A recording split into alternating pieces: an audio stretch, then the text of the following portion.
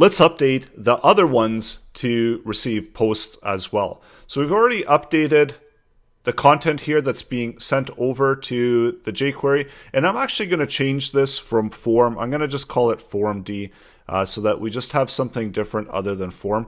I don't like to use the exact value there. So this is the jQuery one that we updated. Let's update our jQuery, so Ajax jQuery. And we see that with Ajax jQuery, so we're adding in a method type for post. And we can do this really easily with jQuery because we already have the method that's being sent over here. So this is another parameter that's being sent.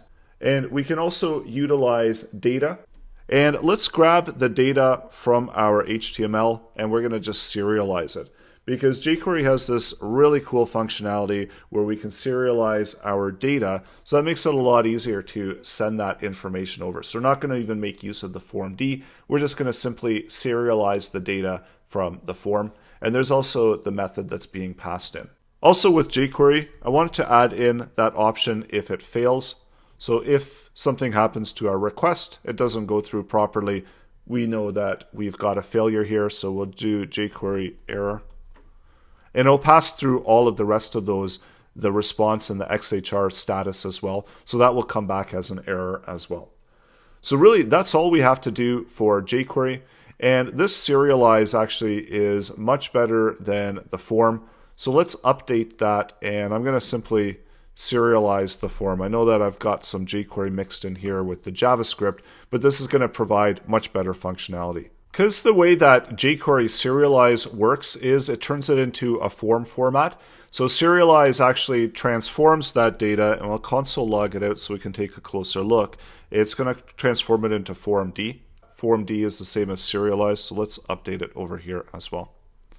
And then lastly, within the JavaScript, we need to add in our response headers. So we need to specify the content type. And we can do that here when we're making our post. We can open it up and then we can specify that the request header's content type is form URL encoded. So now let's try that out. So refresh and JavaScript. So there we go. So this is actually what we're sending over to the server within the data. And let's also try jQuery. So it works a lot better than form data. And with form data, there are some more configuration that sometimes you have to do, that you maybe loop through all the different objects and format it properly. So definitely with jQuery serialize, it's a much better way to go to format your form information within this type of format. And this also makes it dynamic. If you add a bunch more inputs there, it will also post that information over as well. So next, let's update the rest of the libraries. So we've got jQuery. And I'm going to clean up our code one more time just to make it a little bit more readable.